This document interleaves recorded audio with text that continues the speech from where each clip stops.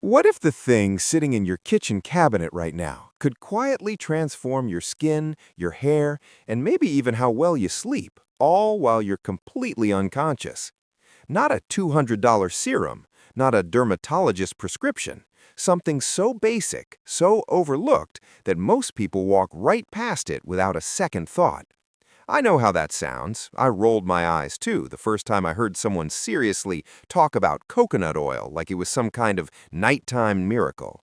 But then I actually went down the rabbit hole, spent 3 months testing it on myself, documenting everything week by week, and started digging into the actual peer-reviewed science behind what this stuff does to your body while you sleep. What I found didn't just surprise me, it made me genuinely rethink how much we've been leaving on the table every single night. Here's the thing nobody tells you up front. Your skin at night is a completely different organ than your skin during the day. That sounds dramatic, but it's just biology. During the day, your skin is in full defense mode. It's blocking UV rays, fighting pollution, producing melanin, managing sebum, keeping pathogens out. It's a wall. But the moment you fall asleep, something shifts. Between 10 at night and 2 in the morning, your skin cell regeneration rate nearly doubles. Blood flow to your skin increases by up to 20%. Your body starts releasing growth hormones, your cortisol levels drop, and inflammation decreases right along with them. Your skin essentially stops defending and starts rebuilding. It's the most biologically active and receptive your skin ever gets, and most of us are sleeping through it completely unaware, doing absolutely nothing to support that process. That's where coconut oil enters the picture, and this is where it gets genuinely interesting. Coconut oil is made up of something called medium-chain fatty acids, and the most powerful of these is lauric acid, which makes up nearly 50% of coconut oil's entire composition. Now here's what separates this from every other moisturizer on the drugstore shelf. Lauric acid molecules are small enough to actually penetrate your skin barrier, not just sit on top of it. Your outermost skin layer, the stratum corneum, acts like a brick wall. It's tightly packed, designed to keep things out. Most commercial moisturizers are made with molecules too large to get through it. They coat the surface, give you that temporary soft feeling, and wash off in the morning, having done essentially nothing for your actual skin cells. Coconut oil's molecular structure is different. Those medium-chain fatty acids are small enough to slip between the cells and get to work at a deeper level than most products ever reach. And once they're in, they don't just sit there. Those fatty acids begin integrating into your cell membranes, the phospholipid bilayers that wrap around every single one of your skin cells. Think of your cell membranes like windows in an old house that barely open, stiff and stuck. When lauric acid integrates into those membranes overnight, it makes them more fluid, more flexible, more efficient. Your cells start operating better. Waste products get expelled more easily. Nutrients and oxygen get absorbed more readily. You're essentially upgrading your cellular infrastructure while you're lying there dreaming. This isn't a metaphor. This is literally what happens at the molecular level when those medium-chain fatty acids start interacting with your skin cells during the hours your body has set aside specifically for repair. But the antimicrobial action is where things get almost hard to believe until you see the research.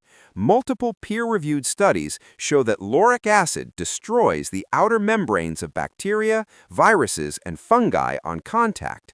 It physically inserts itself into the cell membrane of a harmful microorganism and destabilizes it until the cell ruptures and dies. So while you're asleep, that layer of coconut oil on your skin is running a quiet, relentless campaign against acne-causing bacteria, fungal elements trying to colonize your pores, and viral particles that cause skin infections. And here's the part that actually surprised me most. Unlike harsh chemical treatments that strip everything, including your skin's beneficial bacteria, lauric acid has a degree of selectivity.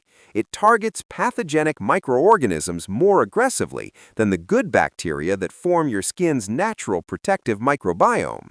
It's not perfect selectivity, but it's significantly better than most antimicrobial agents most people are using.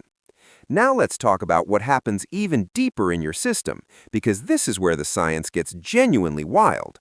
Some of the coconut oil you apply to your skin actually gets absorbed into your bloodstream. Not a huge amount, we're not talking about eating it, but studies on transdermal absorption show that medium-chain triglycerides, the MCTs that people are putting in their coffee these days, can penetrate through the dermis and reach the capillary beds beneath, especially during the increased blood flow that happens during deep sleep.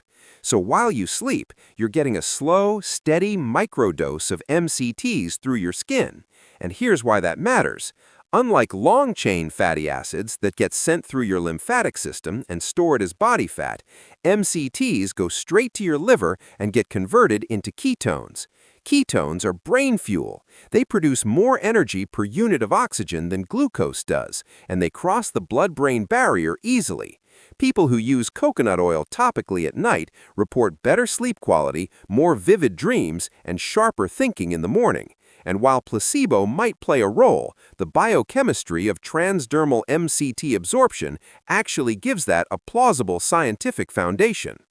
There's one more layer to this that I didn't expect to find, and it genuinely changed how I think about skincare timing.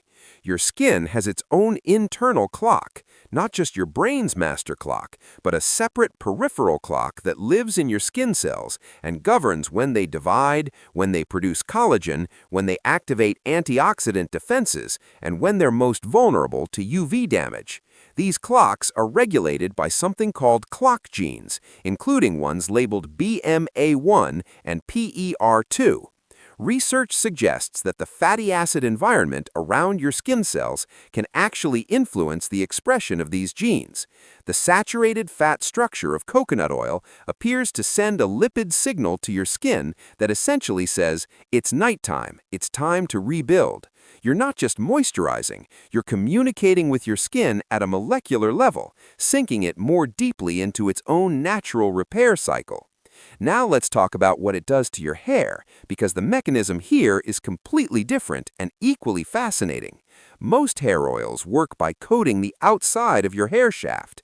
They make your hair feel smooth temporarily and wash off without actually changing the hair's structure.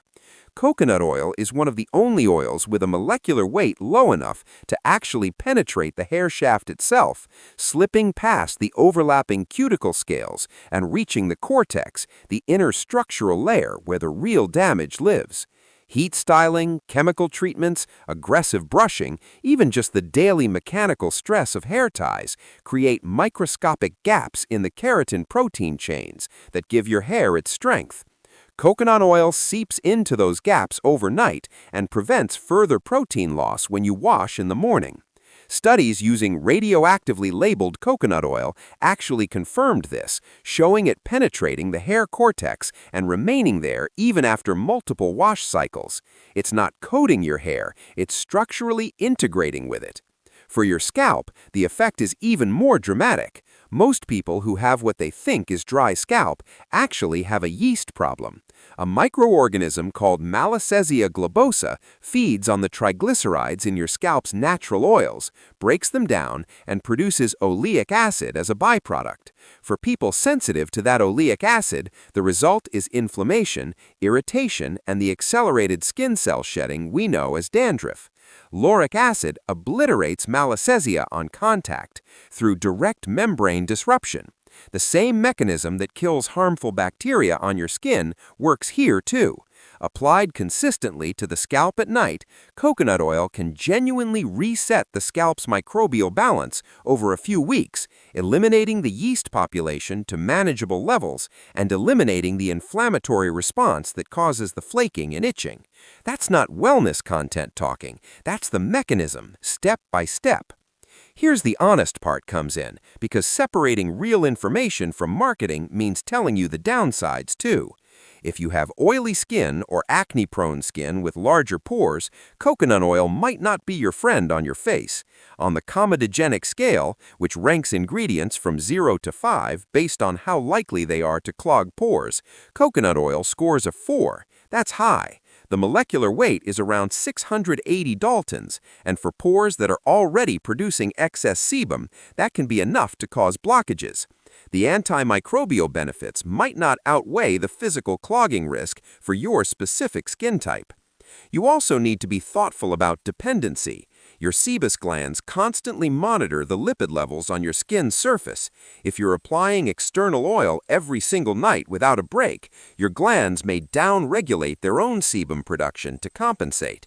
Stop the coconut oil suddenly, and your skin scrambles to recalibrate, often overproducing oil in response. You don't want your skin to lose its ability to self-regulate itself. That's not a trade worth making. Oxidation is the other thing most people never think about, and it genuinely matters. Coconut oil is relatively stable because its fatty acids are mostly saturated and resistant to oxidation.